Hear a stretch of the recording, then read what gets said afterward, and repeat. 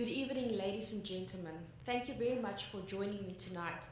This is a moment that I've been looking forward to for over 14 years, and I'm grateful that every one of you are here celebrating it with me. You can have a look at my title of my presentation as well as the structure of my presentation, but I would first like to start with a few thank you notes.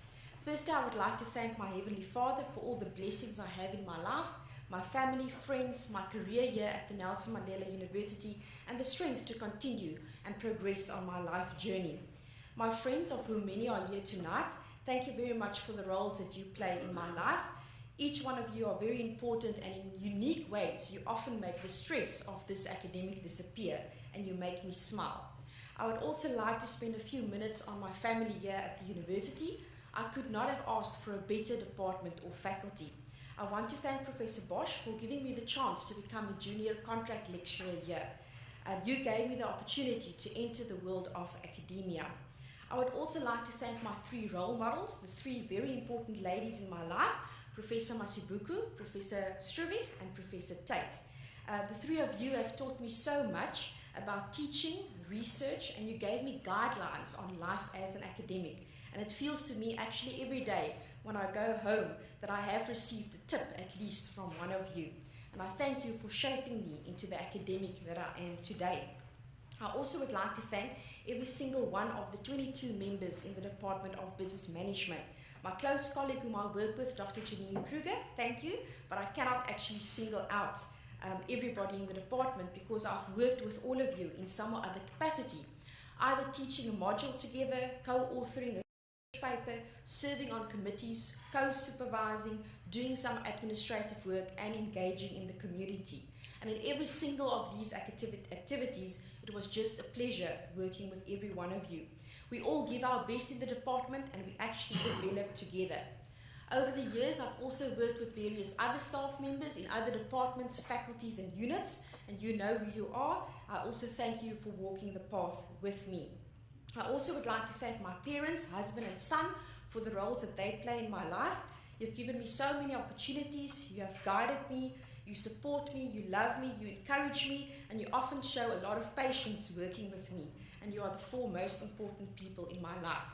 Now, I can also tell the audience a lot of interesting stories about my colleagues when we go on some of these conference trips, but I won't do that. I would rather make sure that you leave tonight here with some valuable insights, so I need to start with the topic, research in financial services, professing a way forward. Now, the question is, why am I here tonight? Well, it's because of quotes from ordinary consumers, people like you and me. People saying, I am so disappointed with my bank service. I think it is time to look for a new financial advisor. I just hear nothing from mine. No new investment news, no review of my financial plan. Someone saying, I waited in a queue for 20 minutes and they still cannot help me.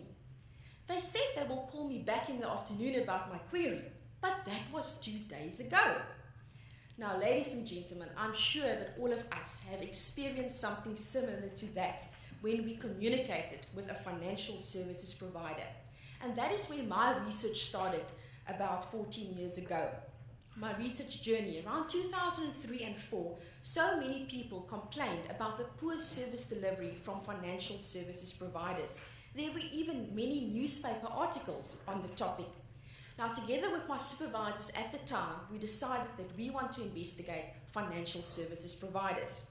As a young researcher, I thought that I'm going to change the world, and we're going to have service excellence from all financial services providers.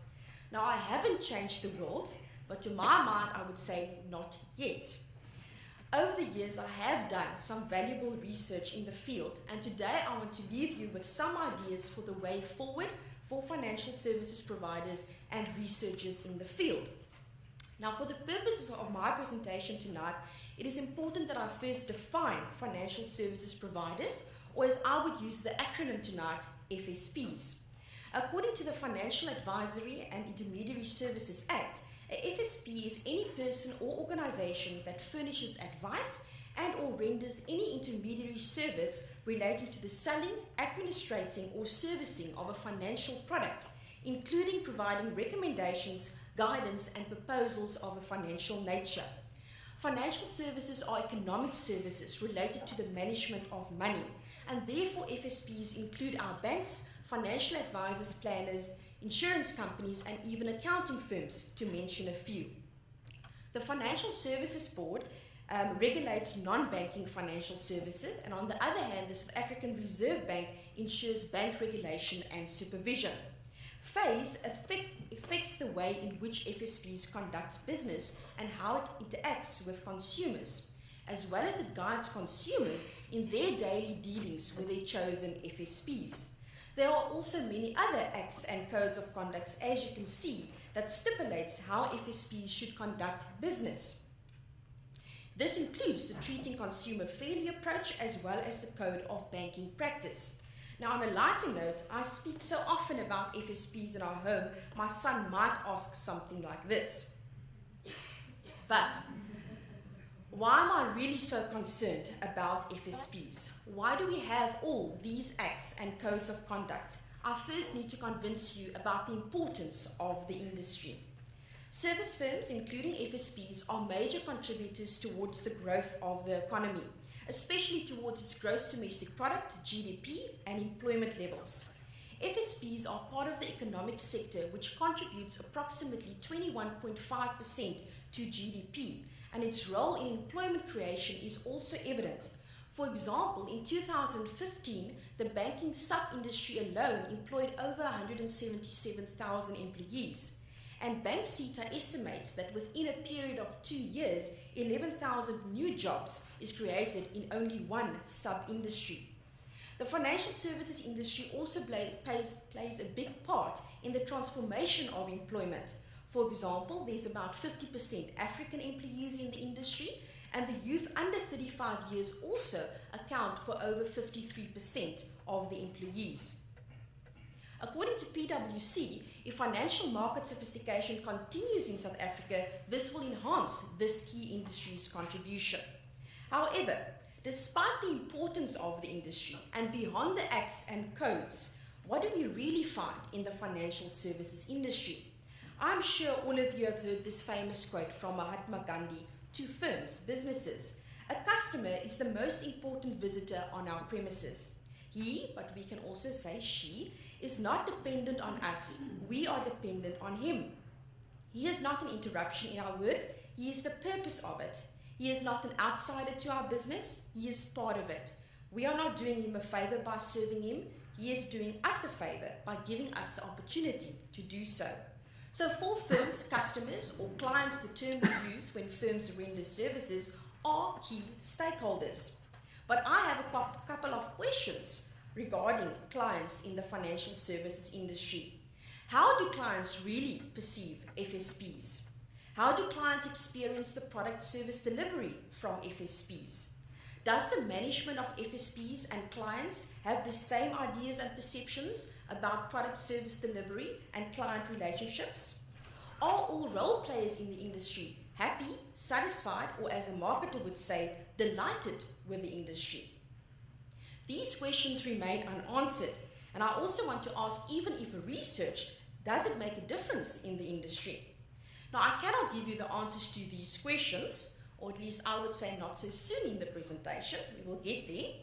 But based on these motivations and questions, we started conducting research on FSPs.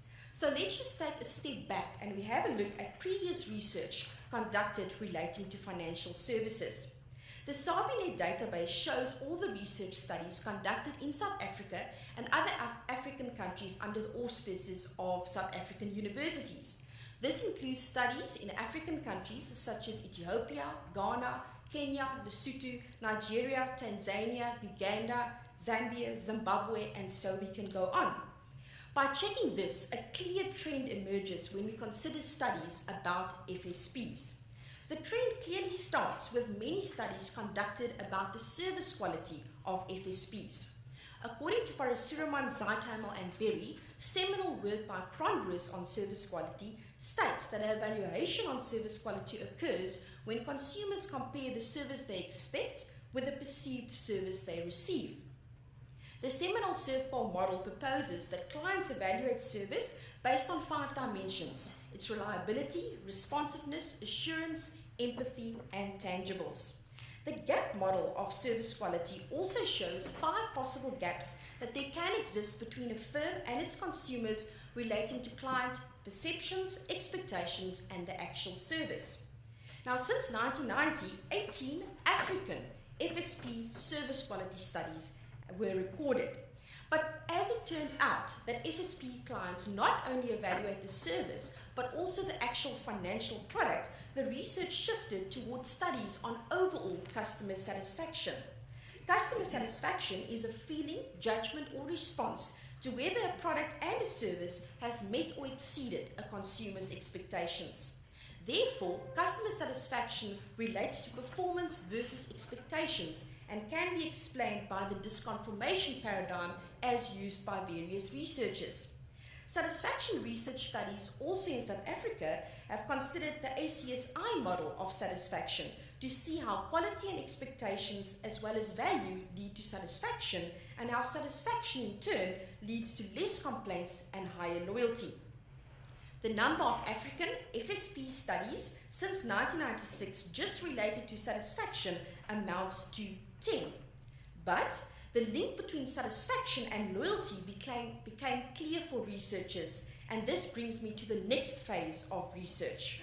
Customer loyalty occurs when consumers are committed or have a bond with a firm, and they are not open to advances from competitor firms. Retention occurs when a firm has durable relationships with some loyal consumers. Due to the closeness of these conceptual definitions, many authors and researchers use loyalty and retention interchangeably. But what we do know is that loyal and retained consumers can ensure for a firm long-term survival, growth, higher profits, cost savings, lower acquisition costs, referrals, and price premiums. However, many firms still lose up to 50% of their consumers over a period of 5 years. Therefore, many FSP studies focus on loyalty and retention by using the loyalty model. The latest loyalty and retention research is based on the relationship marketing ladder of loyalty.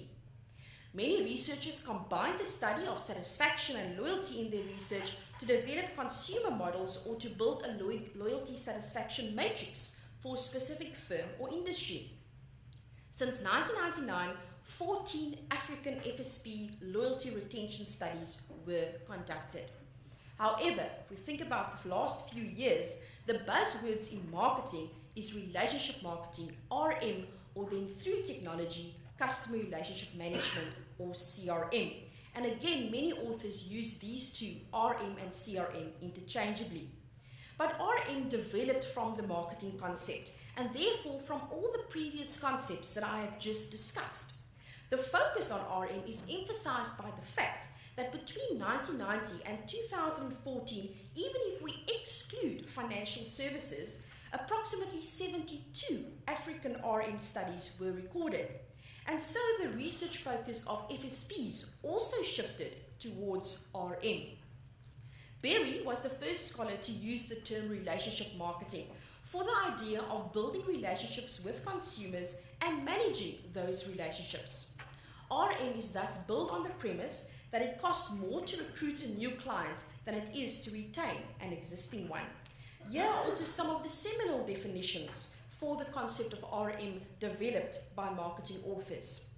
Now, although RM was probably practiced, although to a lesser extent, long before scholars recognized it and gave it a name, it is clear from our research records that the focus on RM only started around 2004.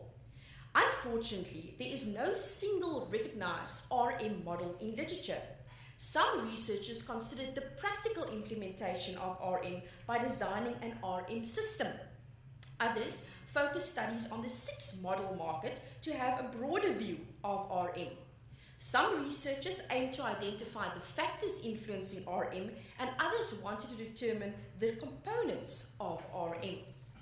Also, some other aspects and focus areas of RM on which it is based, and studies were conducted on these, including customer information, customer knowledge, customer lifetime value, what is a relationship quality, what is a learning relationship, customization, and so we can go on.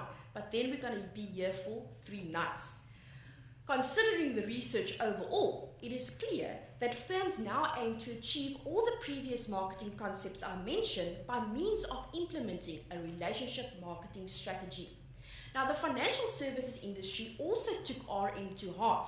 If we just think about the FSP's employee titles, such as relationship manager, relationship consultant, customer care consultant. Even if we think about our major bank slogans, we can hear and see relationship marketing. Today, tomorrow, together. How can we help? The African Financial Services Journal indicated that most FSP CEOs see relationship marketing as a key priority. Since 1989, 22 African FSP RM studies were conducted, but most of these only happened after 2004. In fact, 17 of these. And only approximately 8 academics in South Africa can be regarded as RM experts. But famous author Kiyosaki also emphasizes that today, RM is recognized by many experts and accomplished business people as one of the fastest growing business concepts or models in the world. Now, some scholars enhance the RM concept to state that relationships should also be formed with other stakeholders, not only clients.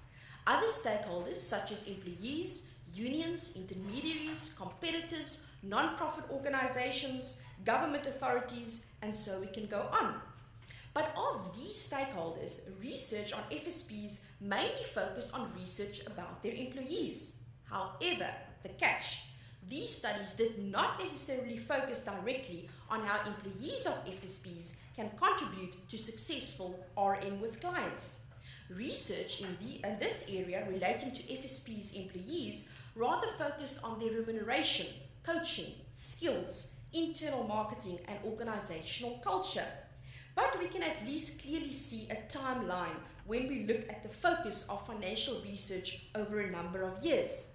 Here and there, between 1985 and 2012, some limited studies relating to FSPs were on topics such as strategic alliances, legal relationships, branding, service recovery, and even product classification. However, we can see, as I tried to explain, the key or main marketing trend, that following service quality, the focus of FSP research shifted to FSP's customer satisfaction, loyalty, and retention levels, and then it moved, as now, towards a focus on client relationships and how these are formed through RM.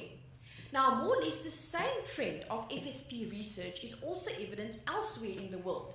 Again, I cannot give you the information about all the international studies. I won't be popular if we are here all night. But some of the international studies touched on other topics, lately on technology and corporate social responsibility. But if you look at the marketing trend, most studies also focused on the topics that I elaborated on earlier, as indicated in the block. Now, these international studies on FSPs have been conducted in numerous studies. Over 33 countries it has been documented, ranging from Albania to Belgium, China, Egypt, India, Iran, New Zealand, Russia, Taiwan, United Kingdom, and so we can go on. You can see my country flag was just, a slide was just big enough.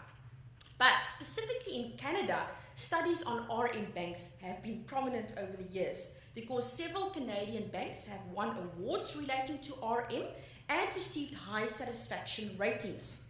In my PhD and other related research outputs with colleagues, we also tried to compare the RM and retention levels of South African banks with Canadian banks and even other international banks. Results showed that our Canadian clients are more satisfied with banks' RM efforts, and they display higher retention levels than those clients of South African banks. It became evident that it's valuable to scrutinize internationally focused studies and to consider the researchers' findings, as our South African and African FSPs can learn from international best practices. However, we need to identify how strategies are relevant to the South African context. The South African business environment, including our financial services industry, is different. Over the last 2 decades, we've seen many changes in the industry. We can even think back to the placement of Sambo under curatorship, prominent amalgamations and acquisitions, as well as the recent downgrade of South African banks to non-investment grade in April 2017 to be in line with agencies' ratings of the country. Now that's a whole topic for another day, but according to experts, this might accelerate FSP's credit losses as well as lead to lower profits and returns.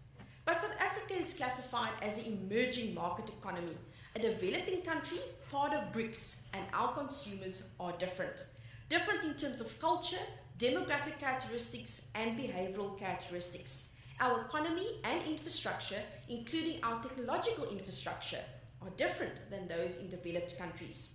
So, what can we learn from successful RM applications in other emerging markets? Questions like these need to be asked. PwC concurs by stating that unique African challenges, and I want to add South African challenges, call for unique FSP solutions. Research among FSPs have come a long way from different angles, as I tried to show up until this point tonight, but to my mind, contextualized research in the financial services industry still has a far way to go. So therefore, ladies and gentlemen, my previous discussions tonight refer, and I present to you my first three statements. Number one, questions on clients' level of delight with FSPs remain unanswered. Number two, it is clear that the focus of FSP research has shifted, and the focus is now more on firm-client relationships through relationship marketing. And number three, FSP research needs to be contextualized to South African and African FSPs. Now, in addition to these three reasons, I want to put on the table more facts about FSPs in South Africa and Africa to emphasize my cry for more FSP research. Firstly, we still see a high percentage of the population not making use of formal financial services. An analysis report by PwC shows that FSP CEOs are concerned about firm growth. In fact, currently they have the highest level of concern in 5 years' time. Regarding this concern, in a report for KPMG, Lamikandra states that a large proportion of the population throughout Africa still does not make use of formal financial services. The fact that the reach of banks in terms of branches and ATMs as a proportion of the population remains well below global averages is not helpful in this regard. But that said, bank branches and ATMs are costly and most efficient in areas with high population density, and thus not really suited to serve the large dispersed unbanked populations. The 2015 South African FinScope survey showed a slight improvement, with 32.5 million adults financially included. However, the survey also showed that 50% of the South African respondents are thinly served. This means that these citizens have non-optimized portfolios of financial products. To bridge these gaps, FSPs operating on the African continent have started to explore alternative models, and we know online banking, mobile banking, cardless banking, mobile branches, and have even started using third-party agents such as supermarkets to offer financial products. But Monyahem says that although progress have been made in this regard to try and increase the size of Africa's unbanked population, or to increase the size of the banked population, it is actually time for a reality check. In 2015, McKinsey & Company projected that around 80% of Africa's population is still not connected to financial services. And if this could increase or improve, it can help to reduce poverty. More investment in issues such as financial literacy needs attention, and more effort on the part of FSPs and governments are required. An increasing number of FSPs have woken up to the massive potential that lies within Africa's consumer base. Coetzee found that banks, when aiming to bank the unbanked, are currently trying to use an integrated approach, as we know, some personal and remote interaction, and suddenly they are trying to emphasize the promotion of financial literacy. But Coetzee's study also mentioned that it remains to be seen whether this approach truly adds value. It would be beneficial to FSPs if they are able to tap into the large underbanked and uninsured populations on the continent. PwC confer that opportunities remain largely unlocked in the high-growth African markets. So while not without challenges, FSPs have compelling opportunities in Africa. Second point, we still see a relatively slow adoption of online financial services by clients. However, now, currently, we see a major disruption in the industry due to fintechs. Online marketing research agency Columbian Statistics recently revealed that around 14 million banked South Africans, have internet access, but only 2.3 of these use internet banking services. It is no secret that even in countries where online financial services and the use of mobile banking is slow in adoption, banks are watching with keen interest and are driven by the fear of being left behind. According to a recent industry analysis conducted by PwC, FSPs are under risk due to technological risk factors. PwC predicts that by 2020, 47% of the population will be digital natives. FSPs are now also competing with financial technology fintech firms. The 2016 Global FinTech Report states that more than 20% of FSPs are at risk to fintechs by 2020. For example, where South African banks are currently focusing on the application of technology to their financial processes, the non-banking fintech firms are competing in a different manner by aiming to apply financial processes to their unique, innovative technologies. Fintechs reshape the way clients engage with FSPs by altering how, when, and where financial services are provided. The PwC Global FinTech Survey in 2016 showed that 75% of FSPs indicate that the biggest impact that fintechs will have on their business relates to fintechs being able to meet changing client needs. Specifically, banks themselves are of the opinion that they can lose up to 24% of their market share to fintechs within the next 5 years. PwC found that FSP CEOs recognize that relationship marketing technologies are crucial. FSPs will need to embrace, for example, mobile money and view it as a solution for all clients. A system like Zapper suggests the South African population are ready to use their mobile devices to make payment. They might be just as ready to use their mobile devices for other financial products or services while keeping the issue of cybersecurity in mind. We know what Uber and Airbnb did to their respective industries. Such a major game changer is also possible in the financial services industry. Groups of clients could make investment decisions on their own, online. The pace of change that is thus required by FSPs is relentless. A recent study showed that the majority of South Africans still access their bank accounts through ATMs and branch visits, but the biggest shifts were the growth in channels that's facilitated by cell phones, including internet banking on cell phones and the use of mobile financial services applications or their apps. Bill Gates observed that digital banking will give the poor more control and that by 2030, 2 billion people currently not having a bank account will actually store money and make payments with their mobile devices. Johan Meyer, CEO of software company WalletTech, says that Gates is spot on and the future of mobile money is inevitable. This has some of our major FSPs running scared. South Africa has one of the highest mobile penetrations in the world, with 87% of the population with individual mobile phone ownership. However, the 2015 FinScope survey showed that only 31% uses cell phone banking. Therefore, FSPs have the option to enhance the uptake of online financial services through clients' mobile devices.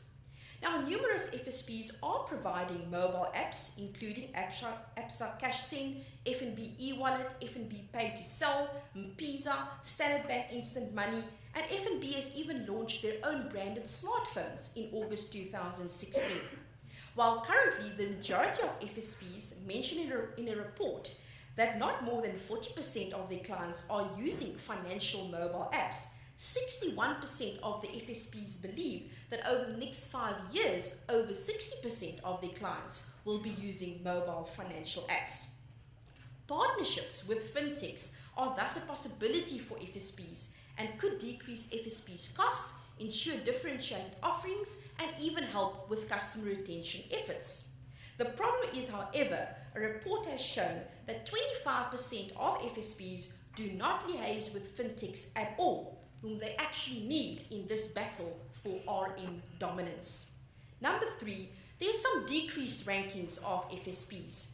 In 2015, the South African Customer Satisfaction Index found that the smaller bank, Capitec, outperformed its competitors in a number of areas which relates to customer satisfaction. However, when we view it as a 3-year trend, customer loyalty in the industry is declining.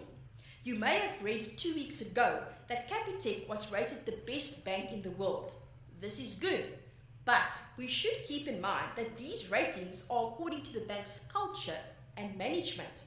The current rankings of FSPs in terms of their brand value is not painting a colourful picture. According to Brand Finance, all but 2 of our South African banks have slipped down the rankings of the top 500 banks in the world. Also, in terms of their cost-to-income ratios and return on equity figures, South African banks' figures are deteriorating. The 4th point, what do clients really expect, want, and need from FSPs? The PwC Retail Banking Survey showed that 61% of banks believe that a customer-centric model, in other words linked or focused on RM, is very important. This is the most important statistic of the night, ladies and gentlemen. 75% of the banks invest in implementing this kind of business model, but only 17% of the banks feel they are prepared to succeed with this kind of model. Now, to me, that sounds as if something is wrong. The most recent PwC analysis report mentions that FSP CEOs realize that client expectations are key in this changing industry. Clients can more easily compare FSPs, and faster switching means that client relationships could be very brief. A loyalty study commissioned by Verint found that only 24% of consumers surveyed in 9 different countries indicated that their FSP delivers good service. In South Africa, customer service and price were important. However, impolite, rude, and uninterested FSP employees were seen as the most important reason to switch to another FSP. Now, in South Africa, the trend to switch banks has increased from 34% in 2011 to 39%. Studies suggest that clients are becoming more demanding, less loyal, and engaging in multiple FSP relationships. Of concern is also that the number of South Africans with insurance products declined in all 9 provinces. If FSPs aim to maximize the revenue generated per client and want to avoid losing clients to competitors, they need to create an environment that is conducive to RM. Coetzee explains that client centricity, which is linked to RM, is not only about identifying client needs, but to address them speedily. The study by Coetzee showed that contact employees regard their FSP to enforce a client-centric RM model.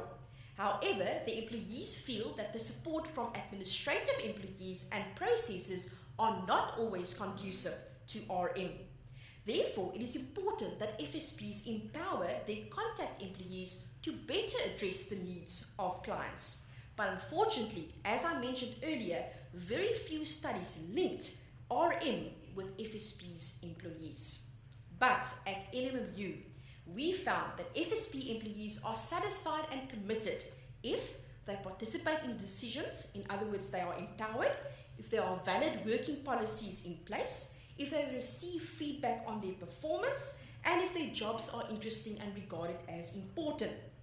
As the links between employee satisfaction and customer satisfaction and retention have already been proven, we can argue now that if FSP employees are satisfied with their jobs, FSP's RM might also improve. So a focus area for FSPs should be their employees.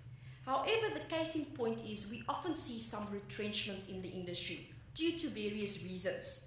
I'm not saying that FSPs cannot undergo times where retrenchments are the only option, but I'm arguing that if FSPs say that they focus on this very important business model, RM, then a wider perspective is necessary. A human resources focus is also needed in order to successfully implement RM. Our most important studies related to the identification of what clients really want in terms of RM when it comes to FSPs. We found that even if we consider various aspects, and we even looked at fees and found it to be non-significant, the two most important aspects influencing client relationships in FSPs are linked to the attitude and the knowledgeability levels of FSP employees. For FSPs to be trusted by clients and for clients to be retained, clients want convenience, justifiable fees, ethical FSPs, and two-way communication. Also important to clients is the technology FSP use, and linked to that, their security. Another important factor for clients is the way in which FSPs can personalize their financial products and services. Clients' use of FSPs is also influenced by the level of trust and image of the FSPs. Perceptions of FSPs are also influenced by FSPs' use of social media. For example, we found that the purpose and the ease of use of FSP's Facebook and Twitter pages influenced client perceptions.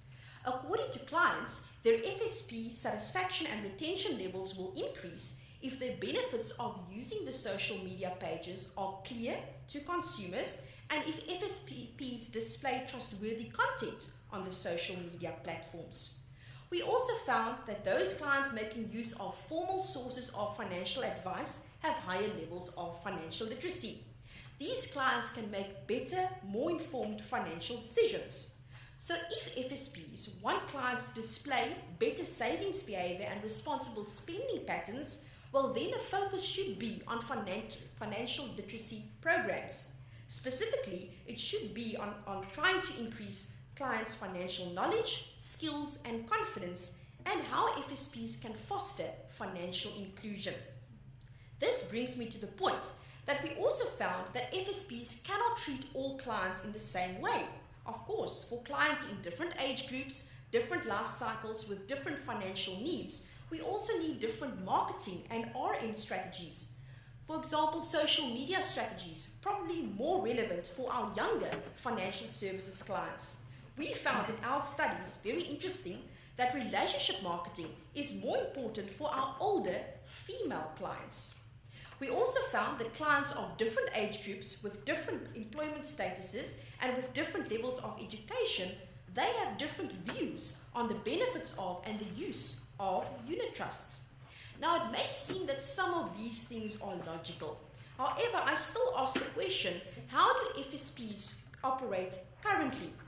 Really according to different client groups? One could argue no if you think I've got a silver, a gold, or platinum card. What do they really use to differentiate?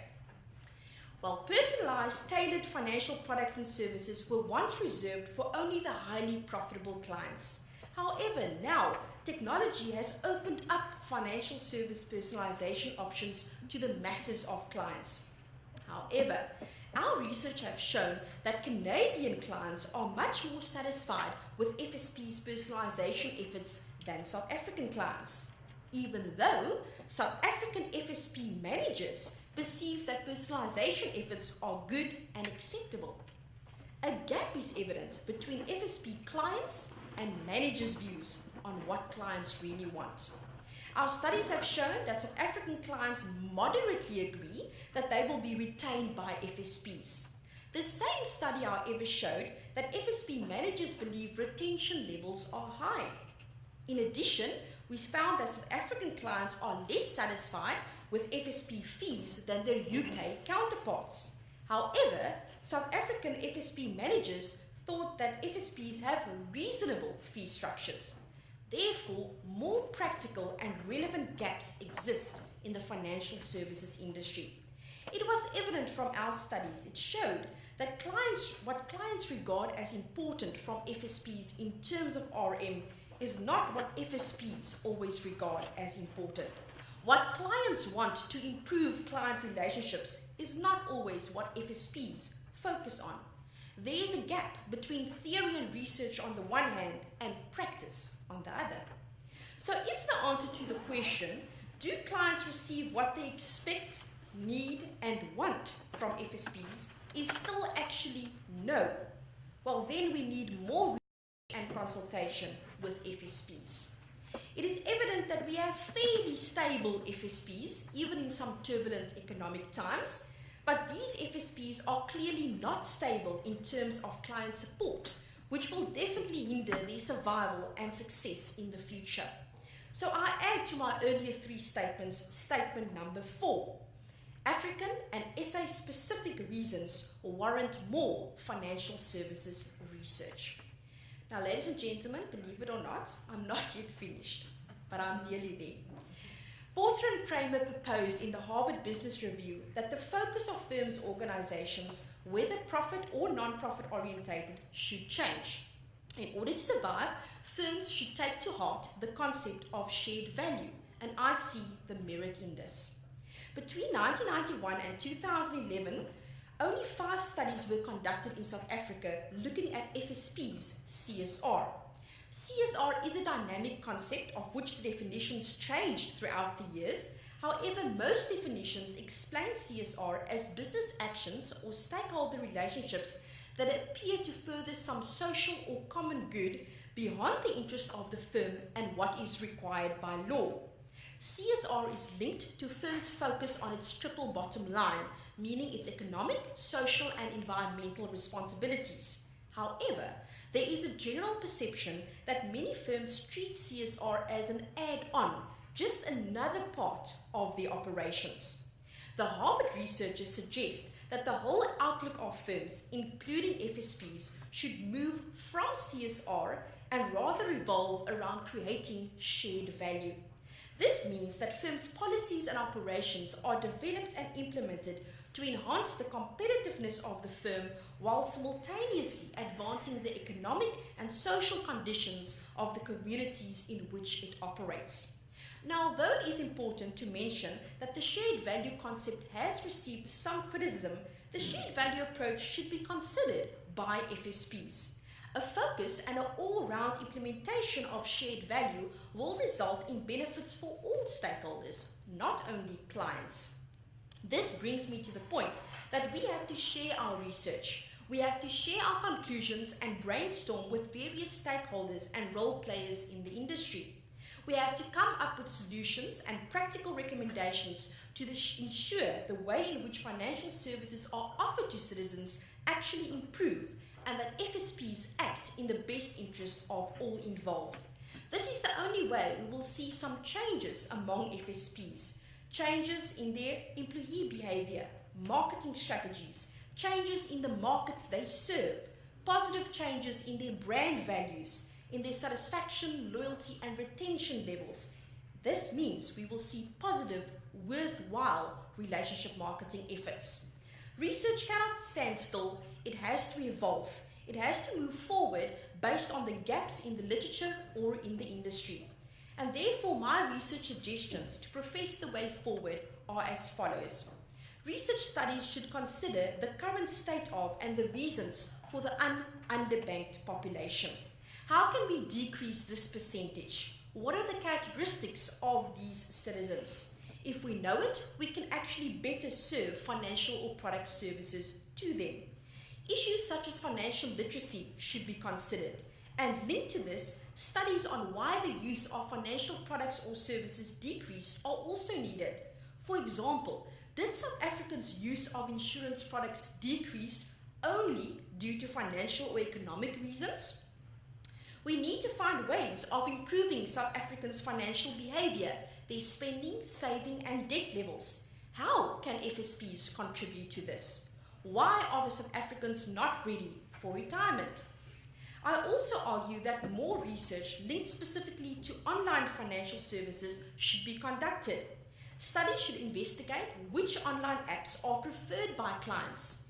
many FSPs are spending large amounts of capital on technological developments. How can we ensure citizens optimally make use of these for their own convenience and to the benefit of FSPs? How can FSPs use technology to improve RM? And how can and should traditional FSPs partner with fintechs? The decreased rankings of FSPs should receive attention. Linked to this is the concept of financial sustainability. Institution-specific studies could be conducted to identify reasons and solutions for plummeting FSP rankings as well as client switching. Considering the importance of FSP employees, as I showed, studies could determine the most appropriate HR approach for FSPs to implement in order to excel in RM. The gap between client and manager views regarding RM should be eliminated. Research should be done to better align client expectations with FSP's focus areas. Investigations are needed to identify how different clients have different FSP expectations. If we better understand clients' characteristics and situations, as well as how it relates to FSP offerings and how they market these, ultimately, client relationships would improve. And finally, how the shared value approach could be adopted and followed by FSPs should be investigated. So, ladies and gentlemen, to ensure the success of FSPs in South Africa, to provide better financial services to all clients, and to ensure shared value to all stakeholders in the financial services industry, I invite you to do research with me. This will benefit individuals, FSPs, the greater society and the economy, as financial literacy levels might improve, financial behavior might be more positive, FSPs might be more successful, and the industry might contribute even more to economic growth. And hopefully, next time you interact with an FSP, you would not experience the quotes that we started off with tonight, but your interactions would be positive. Thank you.